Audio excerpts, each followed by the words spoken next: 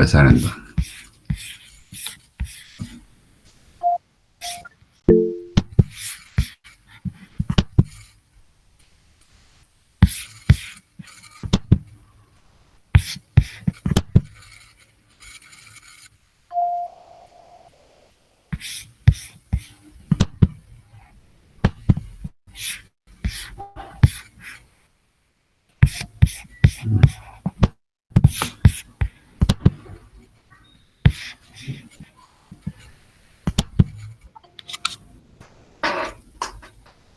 Bien, vamos a empezar entonces con la unidad número 4, fundaciones de hormigón armado. Ya hemos terminado 3 unidades, que son las que vamos a dar el examen. Y esta parte ya no entraría en el examen. ¿Ya? Sería en el segundo parcial. Fundaciones de hormigón armado. Las fundaciones en general, sabemos nosotros que se clasifican en 2 grandes grupos, que son las fundaciones superficiales o directas, que también se llaman.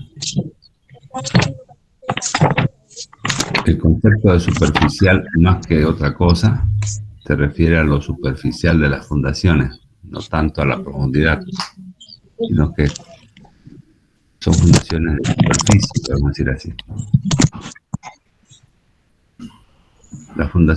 Y aparte de las fundaciones superficiales, tenemos las fundaciones que son profundas. En este curso vamos a analizar las cimentaciones más frecuentes que se usan en hormigón armado, las cuales son, entre las fundaciones superficiales, tenemos las zapatas y las losas de fundación. Y entre las fundaciones profundas tenemos los sistemas de pilotajes.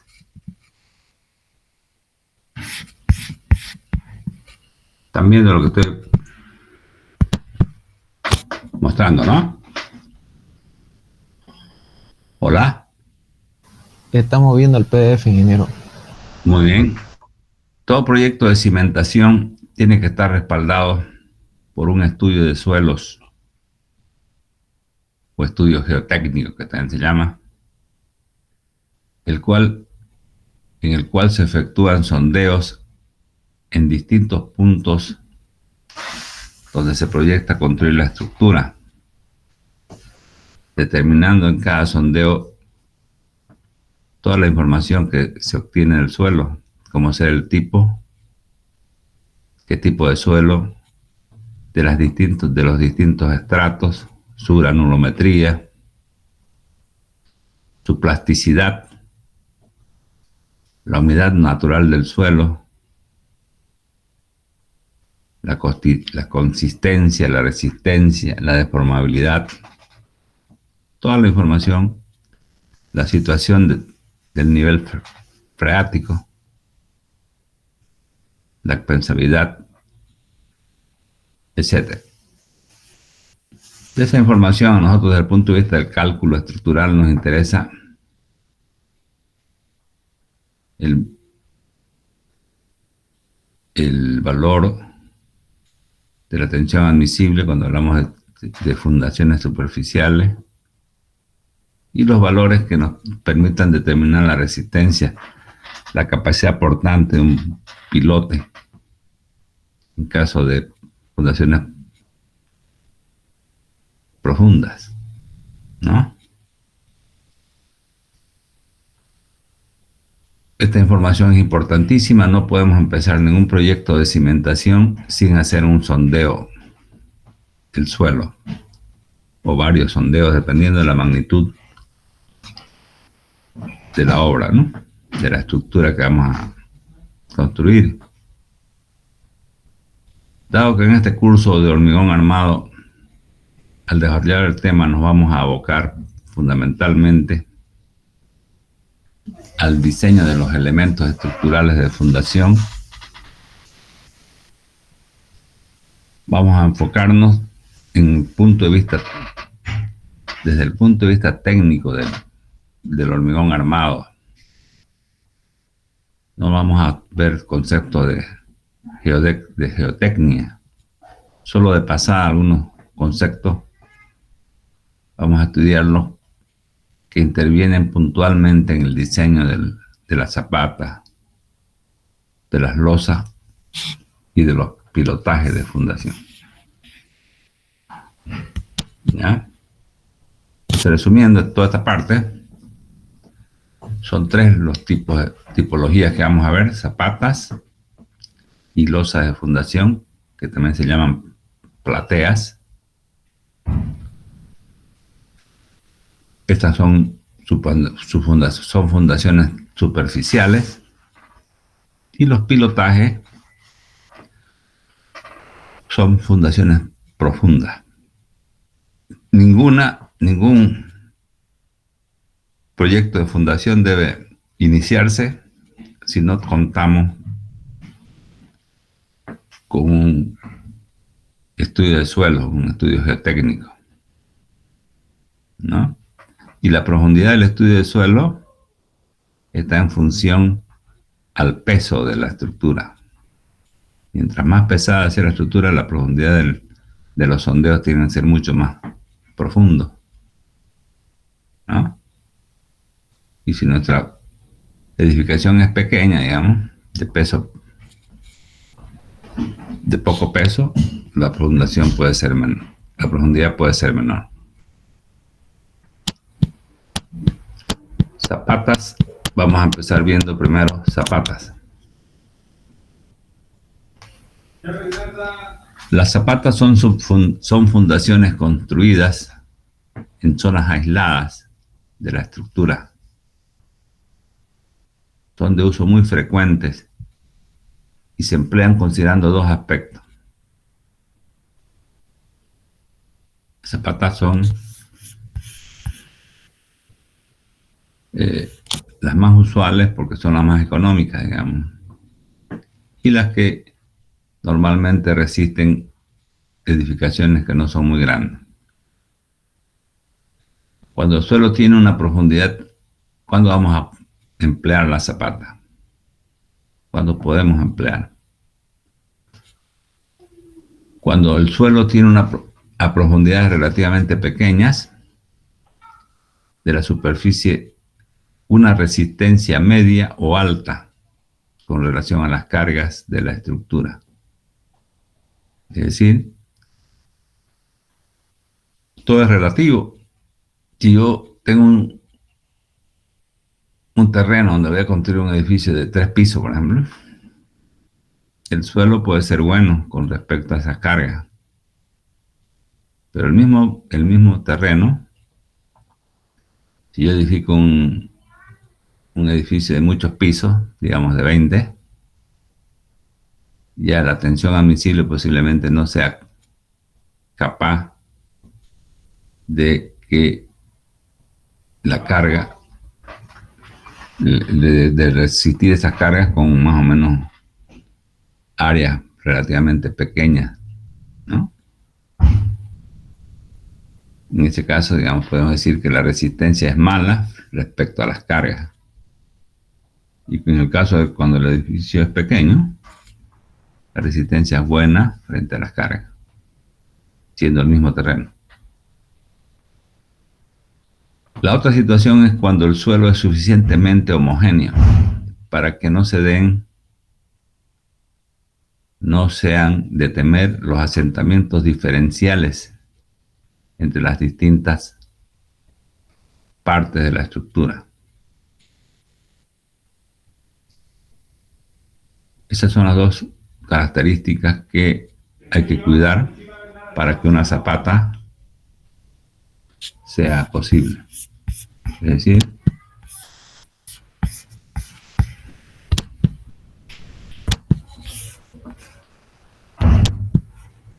digamos, yo tengo aquí un suelo,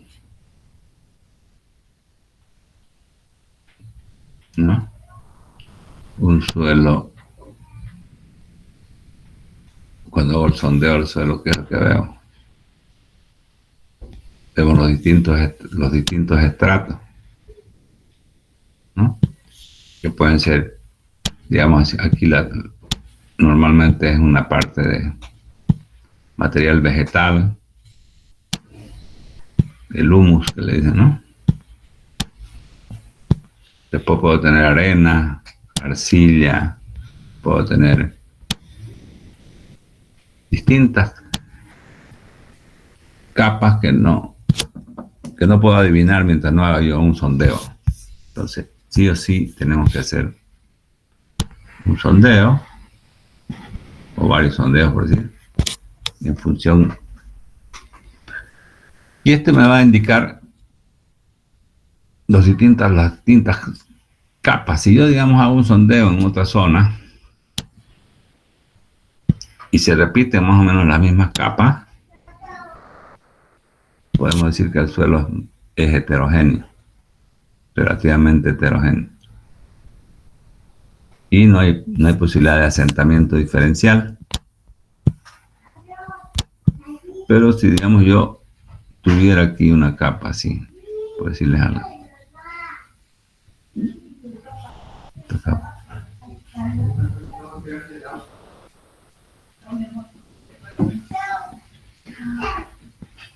Ya. Entonces aquí yo tengo un estrato, por ejemplo, aquí que llegue. Al hacer el sondeo voy a ver diferentes estratos que no coinciden. Entonces, en este caso, tenemos que analizar cuál es el comportamiento, cuál es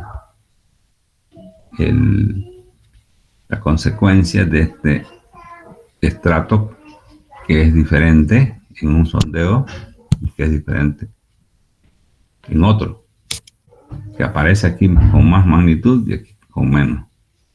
Y aquí en este de aquí ya no aparece. Entonces, en esos casos, cuando el suelo es heterogéneo, se puede sondar con zapatas, pero ya se corre el riesgo de que haya asentamientos diferenciales. Por eso los asentamientos diferenciales. Digamos, yo aquí fundo una zapata,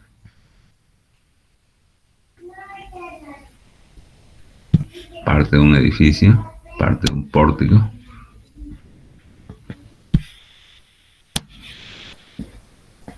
¿No? Aquí está el pórtico. Y continúa, digamos, puede ser de varios pisos. ¿Cuál es el problema del asentamiento diferencial? Es que una columna o algunas columnas se hundan más que las otras. Se produzcan un asentamiento mayor que las otras. En ese caso, hay asentamiento diferencial. Y eso provoca esfuerzos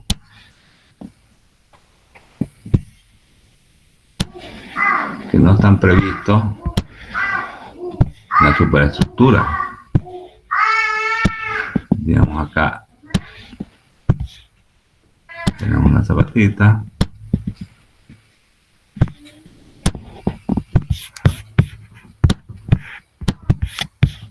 Y aquí el asentamiento, que es un valor que estas zapatas no lo han hecho. ¿Qué significa esto? Es como si nosotros estuviéramos adicionándole aquí una fuerza a esta estructura para que produzca esa deformación. Y eso va a generar tensiones, momentos flectores en la superestructura, que no han sido previstos inicialmente. Porque cuando uno calcula un edificio, se basa al estudio de suelos y la tensión admisible que nos dé el responsable del estudio de suelo está considerando que no va a haber asentamiento diferencial por los distintos niveles, ¿no? Entonces, cuando yo inicio un cálculo, asumo que no va a haber asentamiento diferencial, porque si no nos volviéramos loco si dijéramos, esta va a tener 5 centímetros, esta tiene posibilidad de 3. No habría... además que es un esfuerzo grandísimo. Digamos que sea aquí 2 centímetros el asentamiento diferencial. ¿Cuál es la fuerza que va a generar esos 2 centímetros en esta superestructura? Va a ser una fuerza grande, ¿no? Esa es la equivalencia, digamos, podemos decir, esa es la equivalencia que se genera en la superestructura producto del asentamiento diferencial. Bien.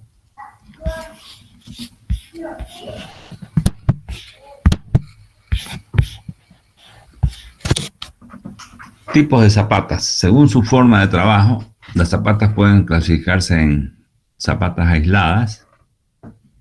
Son aquellas que soportan un solo pilar, cuya carga puede ser centrada o excéntrica. Esta es una zapata aislada, ¿no? Una típica zapata aislada. Toma una columna y sigue una forma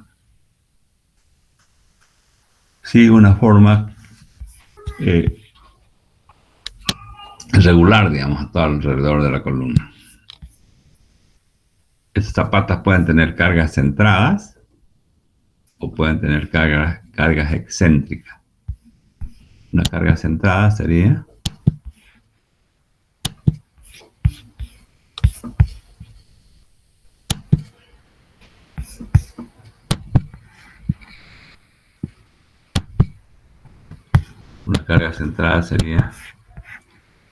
me quita la zapatita y la carga centrada. Se admite que la carga está al eje, al baricentro de la columna.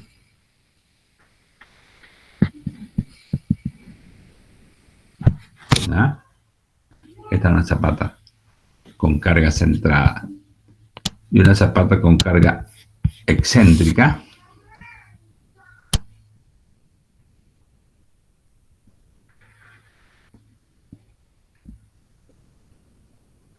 debe ser la misma zapatita, pero con su carga excéntrica, tiene una excentricidad respecto al baricentro de la columna, ¿no? Es distinto el comportamiento entre esta y esta, ¿no? Entonces, claramente, una zapatita puede ser excéntrica y simétrica. ¿Por qué simétrica si la carga es excéntrica? Porque posiblemente, en la mayoría de los casos, esta excentricidad cambia de signo. Puede cambiar de signo. Por ejemplo, por efecto del viento. Esta excentricidad cambia de signo y por tanto esta zapata se la hace simétrica porque cuando actúe esta carga, más o menos, esto va a trabajar así. La tensión del suelo. Se va a concentrar más tensión en esta zona. Y cuando trabaja al revés, va a ocurrir lo mismo, pero en el sentido contrario, ¿no? Tenemos ahí. Y aquí.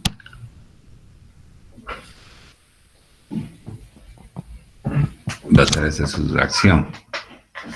Entonces, en este caso, esta zapata, por eso que es simétrica. Por eso que es aislada y simétrica. Como es esta zapatita. ¿Qué otro tipo de zapatas tenemos? Las zapatas combinadas, llamadas también compuestas. Son aquellas que soportan 2 pilares que se pueden emplear cuando 2 pilares están muy próximos entre sí. O para aumentar la superficie de carga. O para reducir los asentamientos diferenciales. Y también son muy usados en el caso de, vamos a ver después, son muy usados, es una solución, es una posible solución para el caso de columnas medianeras, de tal manera que evitan la excentricidad sobre esa columna de borde. ¿Ya? Aquí hay un ejemplo. Esta es una zapata combinada. Esta sería una columna de borde que si yo hiciera excéntrica esta zapata, ¿no? Aparecería un momento flector fuerte. Entonces, si yo combino y hago que esta columna excéntrica, que está al borde de una línea medianera, se conecte con otra columna central, va a haber un equilibrio directo. Voy a calcular esta zapata buscando el equilibrio global de todo. Pero si yo la calculo aislada, la carga va a estar a un lado y va a producir un desequilibrio que vamos a tener que, vamos a ver después, buscarlo con otros tipos de elementos, como ser las vigas de equilibrio, tirantes, los tensores. Lo vamos a ir viendo después. Entonces esas son las zapatas combinadas. Cuando yo tengo dos columnas, que las puedo colocar. ¿Por qué puedo hacer estas dos zapatos? Una sola zapata para dos columnas. Por muchos motivos, uno de ellos es porque están muy próximas entre sí. El otro motivo es porque el área de cada zapata individual empiezan a hacerse grandes. Prefiero unir en una sola. O cuando hay asentamiento diferencial. Ya hemos visto acá, cuando hay asentamiento diferencial, ¿no? ¿Qué sería una solución aquí? Digamos, si tiene un asentamiento diferencial, una posible solución sería unir en una sola zapata para dos columnas. Y de esa manera reducimos en algo este asentamiento diferencial, ¿no? O lo ideal sería aquí hacer una sola platea de fundación para todo el edificio. De esta manera que ahí también reducimos mucho el asentamiento diferencial al atar todas las columnas con una sola estructura.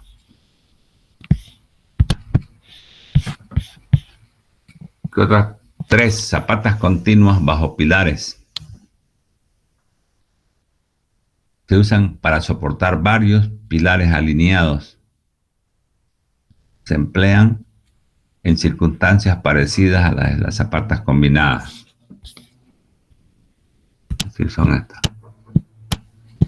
Varias columnas alineadas sobre una misma línea. Y cuando sus cargas, cuando hay un posible asentamiento diferencial o cuando las columnas están muy cercanas o cuando las cargas son muy fuertes y en forma individual, preferimos hacer una sola zapata para cubrir toda esa columna. Esas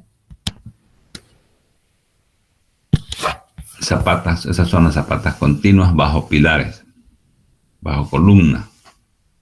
Ya hemos dicho que pilares, columnas o soportes es lo mismo. Son elementos comprimidos. Y cuatro, zapatas continuas bajo muros. Se emplean para soportar muros portantes, muros que traen carga, como hacer esto. Aquí está una planta, una zapatita con un muro que es continuo, que está trayendo carga, y su zapatita sería esta. Este muro puede ser de mampostería armada, puede ser de hormigón armado, un muro que resista carga, ¿no?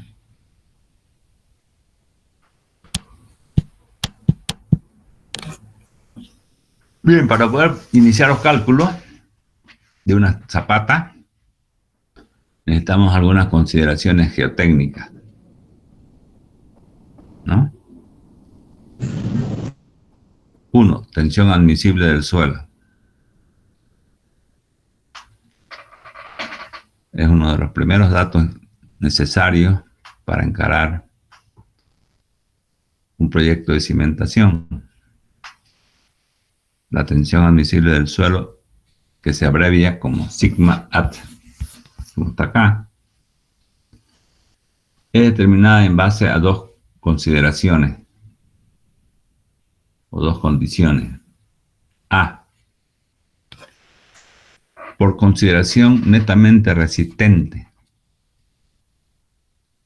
o sea, la tensión de hundimiento del suelo es la tensión última o de rotura, podemos decir así. A esa tensión hay que colocarle un coeficiente de seguridad y obtenemos la tensión admisible. Y B, por consideración impuesta por las condiciones de asentamiento del suelo que sean compatibles con la capacidad de deformación de la estructura. O sea que, como siempre, ahí tenemos que ver la resistencia y la deformación. ¿Quién falla primero? Si falla la resistencia, quiere decir que el suelo va a fallar por corte, ¿no? O si el asentamiento es muy fuerte, vamos a tener que considerar la deformación como base para calcular la tensión admisible. La más favorable de estas dos condiciones determina, la más desfavorable de estas dos condiciones, determina la tensión última, sigma ult. La tensión admisible del suelo es el coeficiente entre la tensión última del suelo, el cociente, por decir, es el cociente entre la tensión última del suelo y el coeficiente de seguridad. Fíjense que esta ya es una tensión admisible, quiere decir que el suelo admite, ya le estamos imponiendo un cierto factor de seguridad con respecto a la tensión última, la que rompe. Ingeniero no está compartiendo el libro. Ahí. ¿Ahora? Sí, ya se ve. No. Entonces, estamos viendo que necesitamos conocer algunos conceptos básicos de geotecnia.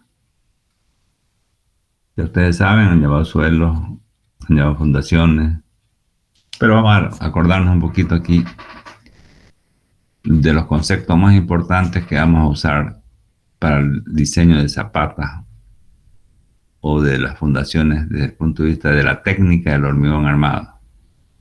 Aquí no es una clase de suelo, es una clase de hormigón armado.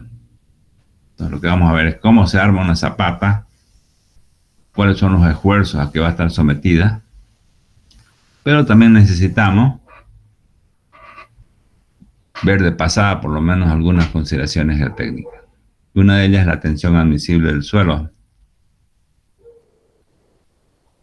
La tensión admisible del suelo se la determina por dos condiciones. Por un lado, por consideraciones netamente resistentes. Es decir, el suelo falla cortando al suelo. La zapatita puede fallar porque sus dimensiones son muy pequeñitas y corta al suelo, falla de corte, ¿no? Y la otra es por asentamiento. Toda estructura tiene una condición de asentamiento. Digamos, las estructuras comunes máximo se pueden asentar. No es que no se deformen, se deforman, se asientan, digamos. Pero se permite un asentamiento máximo de 1 pulgada. en las edificaciones corrientes que vemos nosotros, en los edificios, ¿no? Entonces, esa condición hace de que la tensión admisible posiblemente esté gobernada por esa condición. O puede ser que esté gobernada por el inciso A, que es por las condiciones de resistencia. Entonces, la más desfavorable a estas dos condiciones determina la tensión última.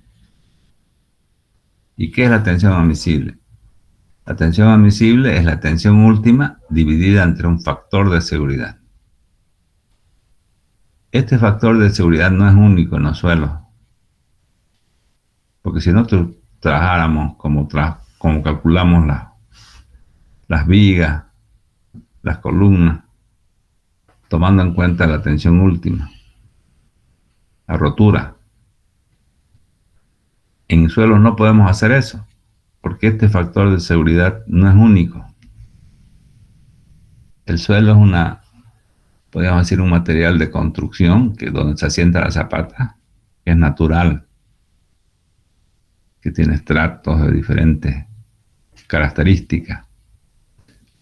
Entonces este factor de seguridad puede ser 2, puede ser 3, puede ser 4, puede ser 8. No podemos decir como el hormigón, digamos, que lo fabricamos con cierta calidad, y le damos un factor de seguridad fijo. Acá no. Esto depende del suelo y ese valor normalmente no lo da el ingeniero calculista, lo da un ingeniero especialista en geotecnia. ¿Ya? Ellos nos dan como resultado ya un valor admisible. El coeficiente de seguridad es un valor variable, este factor de seguridad, cuya magnitud depende de los riesgos que se manifiestan en los estratos que aparecen en los distintos sondeos realizados para un determinado estudio de suelo. Puede variar desde el número 2 hasta el 8. Normalmente este valor lo determina un ingeniero geotécnico encargado del análisis del suelo. Es por ello que cuando calculamos las áreas necesarias para soportar una determinada carga, lo hacemos teniendo como dato conocido la tensión admisible del suelo y las acciones que actúan al cuello de las zapatas sin mayorar. Fíjense aquí cómo es la forma de calcular esta área. ¿Qué es lo que hace una zapata? Esta fuerza N hasta aquí llega resistida por la sección de la columna, que es pequeña. ¿Por qué es pequeña la sección de la columna? Porque el material es hormigón armado, tiene una buena resistencia. ¿Qué hace la zapatita? Lo que hace es transformar esta pequeña área que está resistiendo esta carga N en una gran área, un área mayor,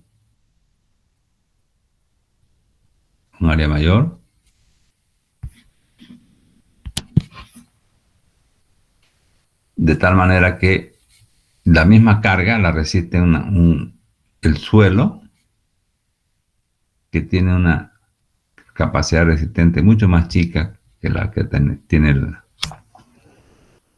la columna, salvo que sea un suelo de una roca, digamos, de una roca muy resistente. Inclusive ahí hay que hacerle una zapatita. Entonces, ¿qué hace la columna? La zapatita transfiere el elemento que va a desarrollar desde un área pequeña a un área grande. ¿Y por qué estamos calculando la tensión admisible? Quiere decir, es la tensión que el suelo ya resiste cualquier carga. Para ello no necesitamos mayorar la carga, porque estamos trabajando con la tensión admisible del suelo. Entonces, si yo quiero calcular cuánto es el área que necesito, sabemos nosotros que fuerza dividido entre el área me da una presión. Y esta es la presión. Esta presión es la presión admisible del suelo. La tensión admisible del suelo. ¿Y la fuerza? ¿Cuál es la fuerza? La fuerza de la carga N y la fuerza del peso propio de la zapata. Dividido entre el área, me da esa presión. Y de ahí yo puedo despejar cuánto es de área que necesito para absorber esta carga con este tipo de suelo, del cual ya conozco la tensión admisible. No la tensión última. Si fuera yo trabajara con la tensión última, tendría que mayorar esta carga. Ya he aplicado un coeficiente de seguridad, por tanto estoy trabajando con la tensión admisible, la tensión de trabajo. ¿Ya? Ese es el primer concepto, digamos, que vamos a usar mucho, la tensión admisible del suelo. 2. Comprobación al vuelco y al deslizamiento.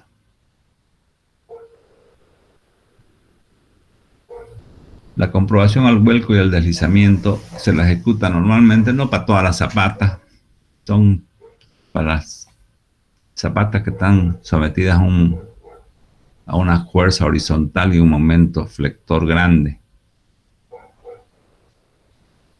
Pero hay que hacerla en esos casos. ¿Qué es la comprobación al vuelco? La primera comprobación que debe efectuarse en zapatas sometidas a momentos y o fuerzas horizontales de importancia es la seguridad al vuelco. La condición se obtiene comparando con los momentos estabilizadores, que sean capaces de sobreponerse a los momentos que tratan de ocasionar el vuelco a la zapata con respecto al punto más desfavorable, que en este caso, en este esquema, digamos, es el punto A. La comprobación es la siguiente. Yo aquí tengo una columna, al cuello de la columna, al cuello de la zapata voy a tener los esfuerzos que me traen una columna. ¿Qué esfuerzos me traen? Una normal, un momento flector y un esfuerzo cortante. Cuando este momento flector es grande, o estas fuerzas cortantes grandes, comparadas con la normal, en ese caso hay que hacer esta comprobación al punto más desfavorable. Para este punto A, que es el desfavorable en este caso, hay fuerzas que van a producir el vuelco y hay fuerzas que van a producir la estabilización. O sea, hay un momento estabilizador. ¿Cuáles serían? La fuerza N y la fuerza del peso propio de la zapata, que sería N más P por A medio, sería el momento estabilizador, que le vamos a llamar M sub E. ¿Por qué estabilizador? Porque no se están oponiendo al vuelco. ¿Y cuál es el momento de vuelco? Es esta fuerza cortante por la altura de la zapata, más el momento flector. Está tratando de volcar. El momento volcador en este caso sería M más este momento más el esfuerzo cortante por la altura. ¿No? La relación de ambos momentos tiene que darme un factor de seguridad de 1,5 como mínimo. Ese es el control al vuelco. El control al deslizamiento es cuando la zapata se desliza, es decir, nosotros podemos considerar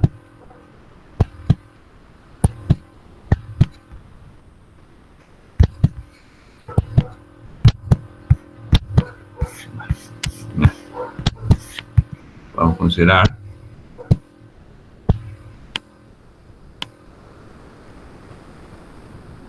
una zapata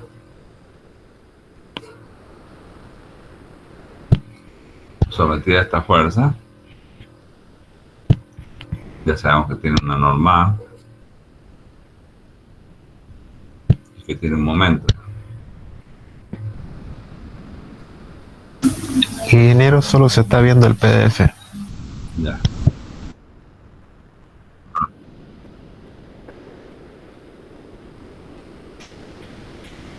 Entonces esta fuerza es la que va a producir el deslizamiento, que nosotros no queremos que se produzca. El deslizamiento no va a ser que la va a deslizar a la zapatita. La va a mover, digamos, de un sentido a otro, producto de esta fuerza horizontal. ¿No? Y eso hay que comprobar. Cuando esta fuerza horizontal es fuerte, hay que comprobar que el suelo sea capaz de resistirle a esta fuerza sin producir movimiento. Y eso se lo hace con esta formulita. Comprobación al deslizamiento. Cuando las zapatas están sometidas a acciones horizontales y no están arriostradas, si están sueltas, deberán comprobarse la seguridad al deslizamiento. Como fuerza estabilizante, se toma en cuenta solo el rozamiento entre la base de la zapata y el suelo, y o la cohesión de este, en el caso de suelos cohesivos. No se toma en cuenta el empuje pasivo sobre la superficie lateral de la zapata. Y la comprobación es la siguiente. Si el suelo es granular, tiene un coeficiente, tiene un ángulo de rozamiento.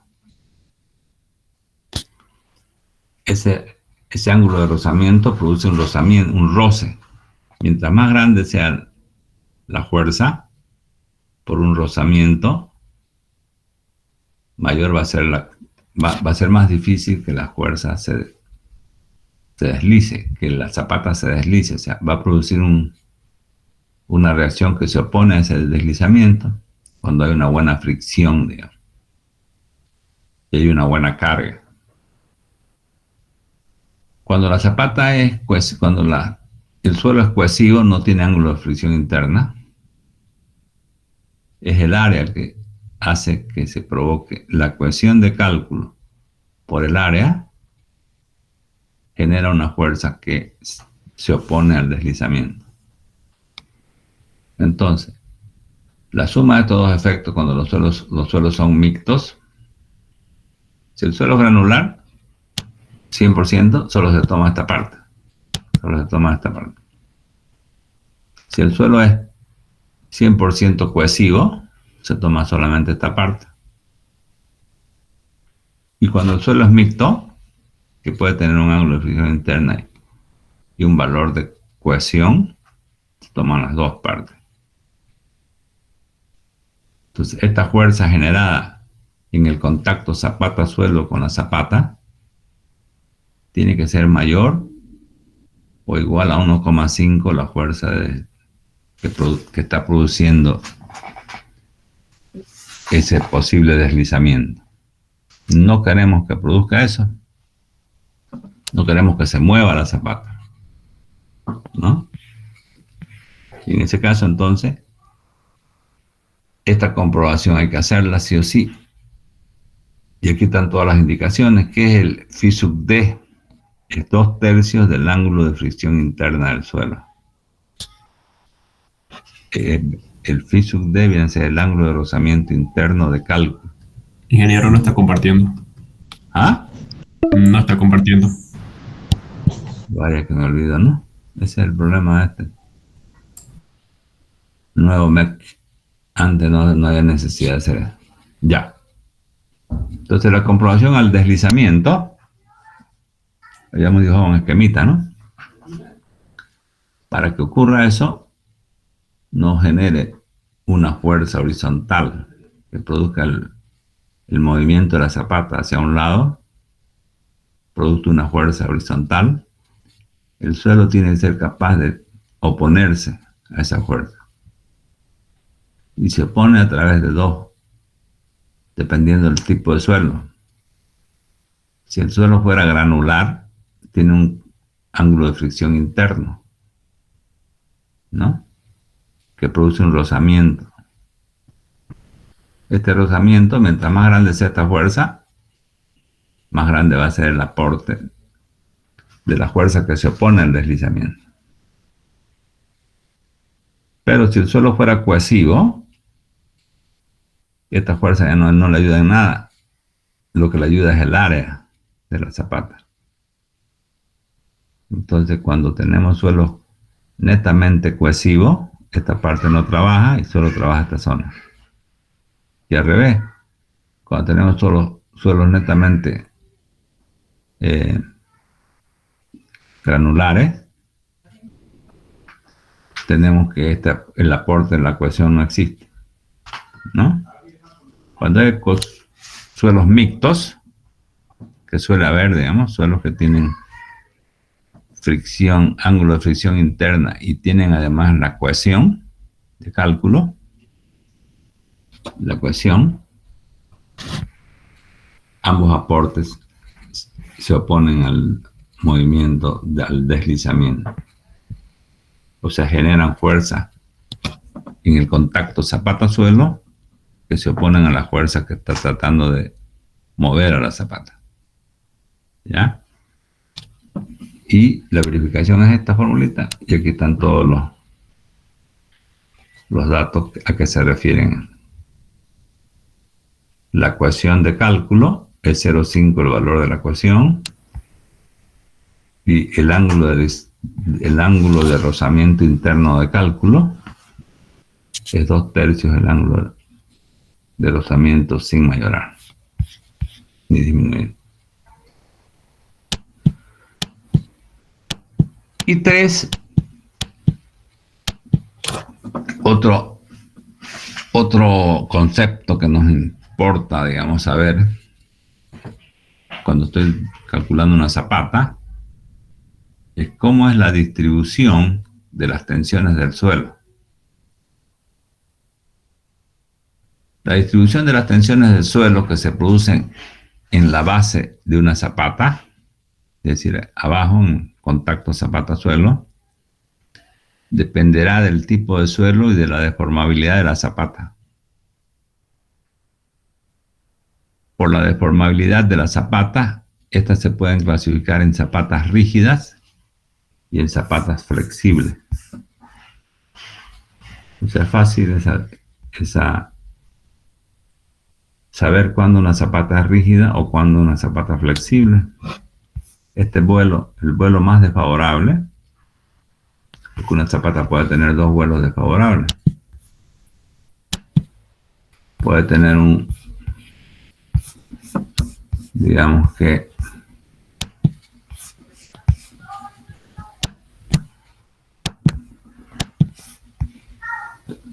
si una zapata es rectangular,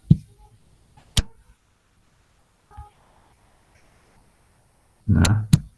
Aquí está la columna. Tiene dos vuelos. Tiene uno, que vendría a ser esa distancia, y tiene otro que puede ser esta distancia.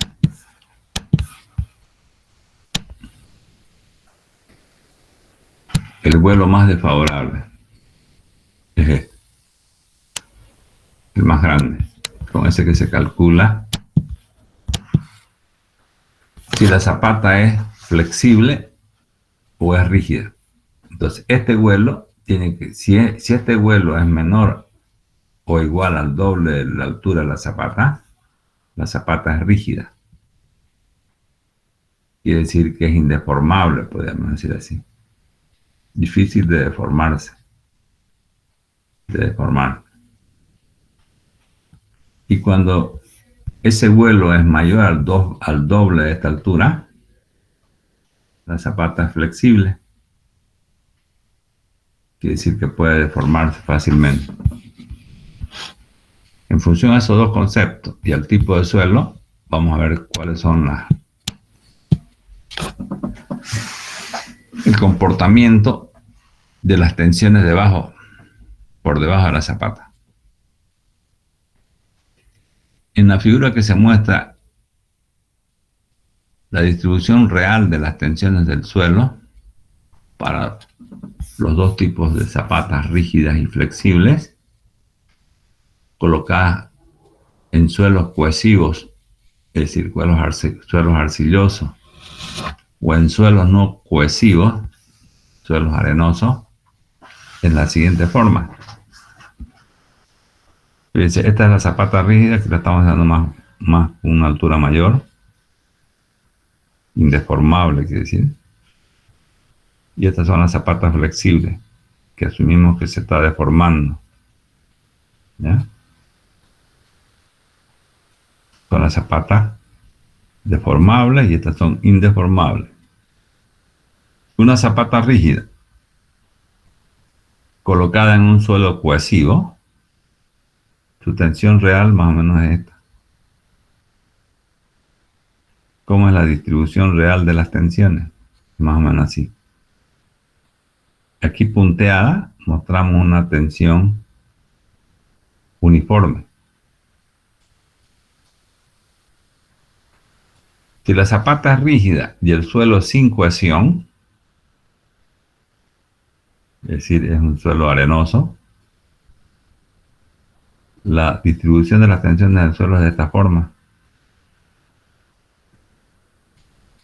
Y si yo la comparo con una tensión uniforme, que es la punteada, hay partes acá que no existen, que podríamos decir que, si bien es cierto, no se están igualando ninguna de las dos a la presión uniforme, pero no se disparan mucho. Es decir, si bien es cierto que este es un poquito más grande, pero no es tan grande como para decir, esta distribución no la puedo considerar a efectos de cálculo como una tensión uniforme. En otras palabras, cuando la zapata es rígida, podemos asumir que la tensión como una tensión uniforme a efectos de cálculo. Porque sería difícil calcular una zapata con esta distribución, ¿no? Nos llevaría mucho tiempo. Entonces, ¿qué pasa si la zapata es flexible? Si la zapata flexible trabaja muy bien cuando el suelo es cohesivo, es arcilloso. Cuando el suelo es deformable y la zapata es deformable, funciona bien. Fíjense, la distribución uniforme es muy parecida a la distribución real, mucho mejor que esta inclusive, la zapata rígida. Pero ¿dónde es que se dispara? Cuando la zapata es flexible y el suelo es arenoso o rígido o granular, digamos. En ese caso se concentra en el medio una tensión muy fuerte que se dispara de la presión uniforme. ¿Ya? Resumiendo, nosotros podemos decir de manera práctica que nos conviene calcular zapatas rígidas y olvidarnos del tipo de suelo. Si mi zapata es rígida, yo puedo calcular con tensión uniforme sin tomar en cuenta qué tipo de suelo en qué tipo de suelo estoy fundando. Pero si yo quiero calcular con zapatas flexibles, tengo que estar muy seguro de que el suelo sea cohesivo para que funcione esta presión uniforme supuesta.